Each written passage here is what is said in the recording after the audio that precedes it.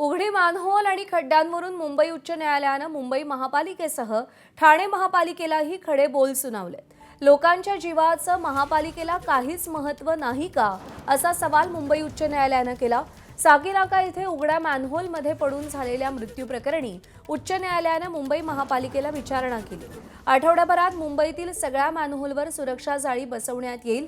तोवर ज्यांच्यावर सुरक्षा जाळी नाही त्यांच्याभोवती बॅरिकेड लावली जातील। पालिकेनं उच्च न्यायालयात तशी माहिती दिली। त्याशिवाय गेल्या वर्षी ठाण्यात गटारात पडून चिमुरड्याच्या मृत्यू प्रकरणी उच्च न्यायालयानं 6 लाखांच्या नुकसान भरपाई देण्याच्या आदेशानंतरही नुकसान भरपाई म्हणून केवळ 75,000 रुपये देण्याचा निर्णय घेणाऱ्या ठाणे महापालिकेला उच्च न्यायालयानं खडे बोल सुनावले। अधिकारी इतके असंवेदनशील कसे? अधिकारी इतके निर्ढावलेले आणि निर्लज्ज आहेत का, असा सवाल हायकोर्टानं केलाय।